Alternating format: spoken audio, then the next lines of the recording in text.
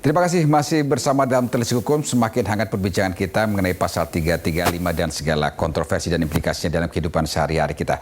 Masih bersama dengan Bung Miko Ginting, seorang praktisi hukum dan juga akademisi hukum pidana di Sekolah Tinggi Hukum Indonesia Jentera. Bung Miko, tadi kita sedikit bahas soal perbedaan frase yang tadi. Yang selanjutnya menjadi hal yang harus kita coba telisik adalah bagaimana dengan konteks apa itu delik aduan dan juga non-delik aduan yang dimaksud pasal 335. Bisa dijelaskan, Bung Miko? Baik, pertama, memang hukum pidana Indonesia mengenal dua jenis delik ya. Satu, delik biasa, dan yang kedua itu delik aduan. Nah, delik biasa ini artinya suatu delik tidak perlu diadukan oleh orang yang merasa dirugikan dan bisa diproses. Jadi tanpa aduan sekalipun itu bisa diproses. Misalnya pembunuhan. Tidak perlu ada orang yang merasa keluarganya terbunuh, meninggal dunia akibat perbuatan orang lain baru bisa diproses. Tidak. Jadi otomatis harus diproses. Nah, itu delik biasa. Nah, delik aduan artinya dia hanya bisa diproses oleh penyidik kepolisian apabila orang yang merasa dirugikan itu melakukan pengaduan kepada kepolisian. Nah, misalnya apa? Pencurian dalam keluarga. Jadi kalau pencurian dalam keluarga, kalau anggota keluarganya tidak merasa keberatan, maka ya tidak bisa diproses. Walaupun dia melakukan pencurian itu dengan tindak kekerasan gitu misalkan? Kalau tindak kekerasan itu berbeda lagi. Jadi kalau pencurian dalam keluarga, anak mengambil duit orang tuanya, atau ponakan mengambil duit mamanya itu tetap delik aduan gitu. Nah, itu ya delik biasa dengan delik aduan. Nah, kalau kita kaitkan dengan pasal 335, di pasal 335 itu ada dua jenis delik sebenarnya, ya.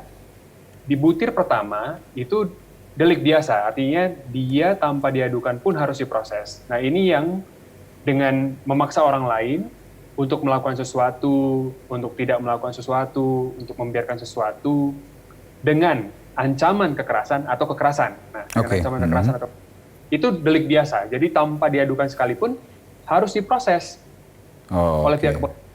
Nah, butir yang kedua itu yang delik aduan. Delik aduan itu apabila paksaan untuk melakukan sesuatunya itu dilakukan dengan ancaman pencemaran, baik verbal maupun tertulis. Maksud pencemaran di sini apa, Bung Miko? Misalnya, saya ambil contoh konkret ya. Saya mau bilang kalau Mas Oki tidak memenuhi apa yang saya inginkan, ya, misalnya Mas Oki harus mentransfer 1 juta rupiah gitu. Saya akan bilang ke semua orang kalau Mas Oki itu punya istri simpanan atau apa gitu, misalnya gitu ya. Nah, itu kan pencemaran. Nah, itu delik aduan. Jadi kalau Mas Oki tidak melaporkan ke kepolisian, maka tidak boleh diproses. Kaitan tadi dengan pasal 335 gimana kita bisa mengkaitkannya? Pencemaran tadi. Karena ada dua kan, jadi satu, pasal 335 itu kan ada dua. Jadi pemaksaannya ada dua bentuk. Satu dengan kekerasan atau ancaman kekerasan. Ya. Pencemaran. Oke. Jadi paksaannya dengan ancaman pencemaran. Paksaan tadi kan, misalnya kalau Mas Oki nggak serahin 2 juta rupiah, saya kasih tahu nih ke semua orang. Saya tulis di Facebook kalau Mas Oki punya pacar di mana gitu misalnya. Itu kan bagi Mas Oki mungkin martabat Mas Oki terserang. Oke. Nah, kalau dia ancaman kekerasan atau kekerasan tadi, maka dia delik biasa, tidak perlu Mas Oki adukan. Berarti konteks-konteks yang tadi Bung Miko coba jelaskan tadi, terutama yang cukup menarik adalah mengenai pencemaran tadi, itu sebagai sebuah delik aduan. Ini berarti bisa dijungtokan atau dikaitkan dengan pasal-pasal lain maupun undang-undang lain seperti ITE misalkan, seperti itu ya? Iya, bisa sekali karena tapi harus pada perbedaan yang paling signifikan ya. Kalau di penghinaan kan tidak hanya di Undang-Undang ITE ya, tapi juga di KUHP di pasal 310, 311 dan seterusnya itu ada penghinaan. Nah, penghinaan itu tidak perlu untuk memaksa orang lain sebenarnya kalau di Kitab Undang-Undang Hukum Pidana. Tapi sepanjang martabat seseorang merasa terserang, maka dia bisa mengadukan perbuatan itu. Nah, kalau di pasal 335 harus ada inti deliknya. Inti deliknya apa? Inti deliknya adalah pencemaran itu dilakukan untuk memaksa orang lain gitu. Dan juga mengandung kekerasan gitu ya? Itu yang pertamanya. Jadi kekerasan verbal, Bung Miko? kekerasan verbal itu masuk yang pertama. Oke. Jadi itu yang delik biasa. Jadi ancaman kekerasan itu kekerasan verbal kan. Jadi dia yang pertama yang delik biasa. Tapi kalau pencemaran, nah itu masuk yang kedua yang delik aduan gitu. Oke. Nah, konkretnya bicara dengan delik pencemaran tadi, kalau misalkan harus dibedakan antara sebuah delik biasa yang kaitannya dengan kekerasan, kemudian delik aduan dengan pencemaran.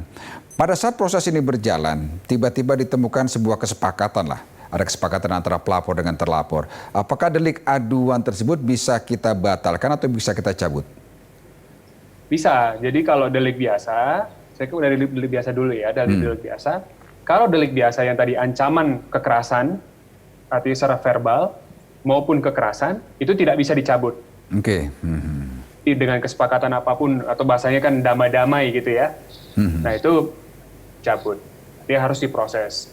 Nah butir yang kedua, kalau tadi paksaannya dilakukan dengan pencemaran, atau pencemaran baik tertulis maupun lisan, karena dia delik aduan, maka untuk diproses kan harus diadukan oleh yang merasa dirugikan.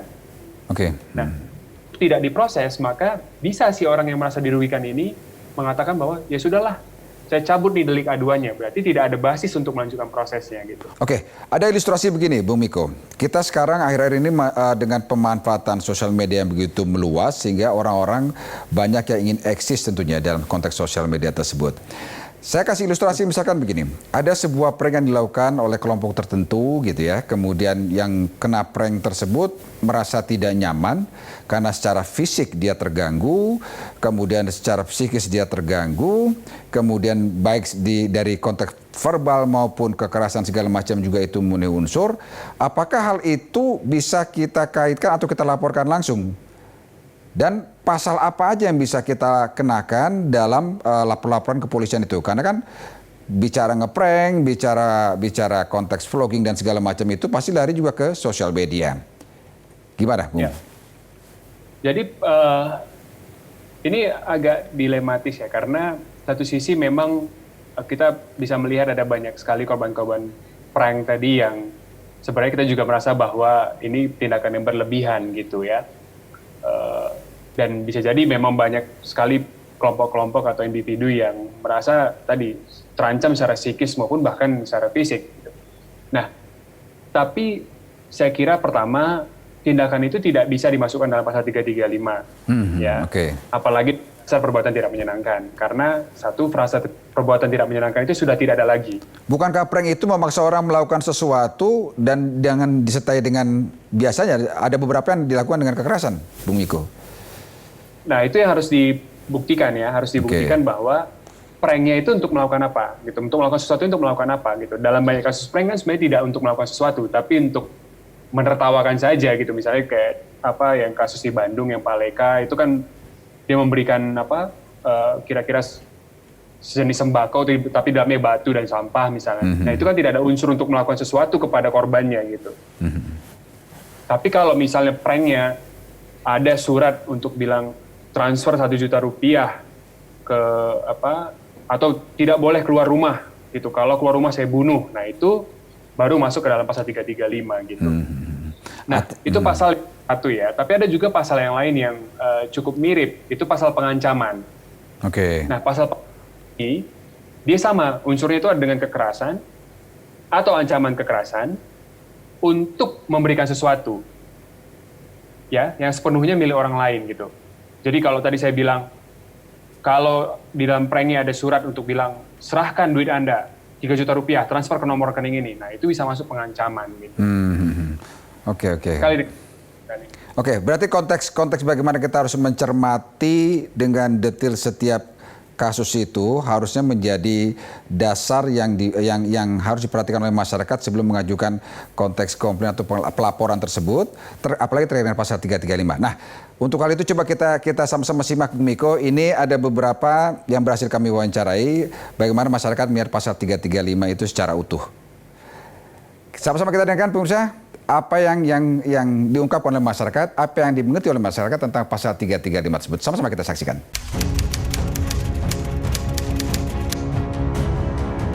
Nggak pernah. Oh, kalau saya sih belum pernah dengar. Kalau mendengar pasal 335 KUHP, pernah dengar. Oh, yang seperti itu tahu.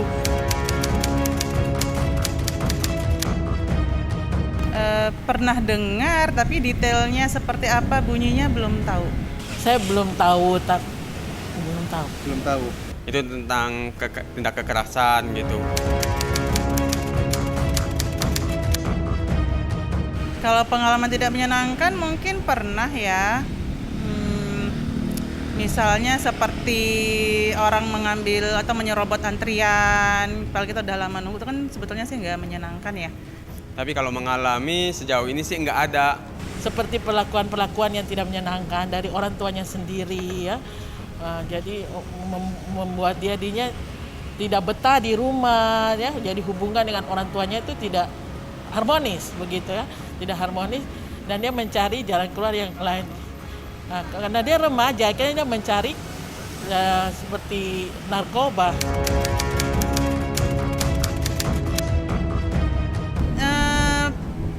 Tahu, tapi mungkin saya nggak tahu batasannya ya. Cuman sering dengar karena lihat di televisi itu selebriti suka nuntut karena perbuatan tidak menyenangkan. Tapi kalau sampai seperti apanya, sekecil apa saya belum tahu.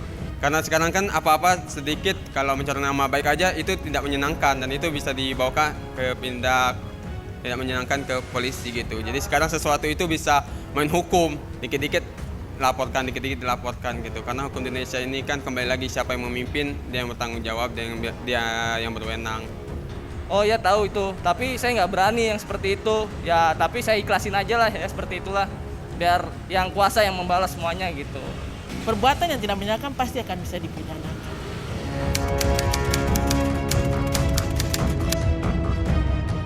Nggak tahu sama sekali. Tahu kayak misalkan memukul ya, memukul terus dengan menjelekkan orang lain dan mengasusila orang lain juga ya seperti itu gitu. Kalau secara singkat yang saya baca itu kalau tindak KUHP 335 itu tentang kekerasan, pemaksaan, ya kurang yang menyenangkan, ancaman. Ya, cukup variatif dan beragam ya Bu Miko ya pendapat masyarakat. Ini seperti kita masih banyak PR nih kaitannya dengan bagaimana pemahaman masyarakat tentang pasal 335 sendiri kalau kita bisa sepakat soal itu.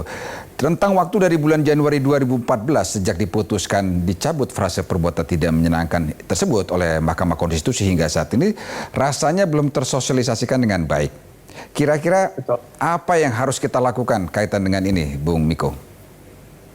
Saya kira memperbanyak tayangan telisik hukum ya, karena supaya tapi memang ada permasalahan hukum dalam tataran elit dengan hukum dalam keseharian gitu. Oke.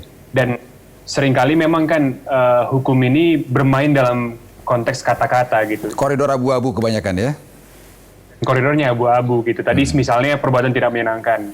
Ada yang mengatakan bahwa apakah menyalip di antrian itu perbuatan tidak menyenangkan. Sehari-hari kita bisa bilang itu nggak menyenangkan sama sekali gitu. Hukum itu lagi-lagi seharusnya dia tidak boleh ya. Kalau dalam konteks hukum pidana ada namanya asas legalitas. Jadi semua perbuatan yang bisa dihukum itu harus dituliskan terlebih dahulu. Nah ini yang dasarnya jadi kita harus bilang kan kalau perbuatan pidana itu harus memenuhi unsur. Karena dia harus memenuhi unsur yang tertulis itu. Tujuannya apa? Supaya nggak semua perbuatan itu bisa dihukum. Oke. Gitu. Nah, dulu zaman sebelum ada peraturan hukum pidana tertulis, itu sangat mudah untuk mempidanakan orang. Seorang raja misalnya melihat muka orang lain, wah saya nggak senang nih di muka ini, hukum mati. Bisa saja seperti itu. Karena nggak ada aturan tertulisnya gitu. Konteks subjektivitas sangat-sangat dikedepankan gitu ya? Betul, dan konteks kekuasaan sangat tinggi. Nah, sekarang kan sudah dibuat aturan tertulisnya. Aturan tertulisnya itu bisa mungkin, harusnya bisa menangkap apa yang maksudnya nih. Misalnya tadi pasal ancaman kekerasan ataupun kekerasan, apa yang maksud dengan itu. Nah, tapi memang saya harus akui juga dalam banyak delik-delik, banyak sekali yang tidak jelas maknanya gitu. Oke. Sangat, misalnya penghinaan, kemudian tiba-tiba di Undang-Undang ITE ada pencemaran nama baik misalnya. Nah itu maksudnya pencemaran nama baik, apakah seseorang harus dibuktikan dulu punya nama baik baru bisa dicemarkan gitu? Itu kan jadi betul. kata-kata dulu gitu. Nah jadi ini memang hal yang menarik nih Bung Miko. Jadi memang apa yang tidak jelas atau kurang dimengerti oleh masyarakat dalam kitab undang-undang pidana kemudian seolah-olah dibuat menjadi kontraproduktif dengan membuat undang-undang atau peraturan-peraturan baru yang dan tanda kutip lebih mengedepankan subjektivitas si pengguna aturan itu sendiri. Kita akan bahas di dalam segmen berikutnya, Bung Miko ya. Baik. Dan pemirsa Televisi Hukum masih akan segera kembali dengan pembahasan lebih menarik tentang pasal 335 dan implikasinya ke depan. Kami segera kembali.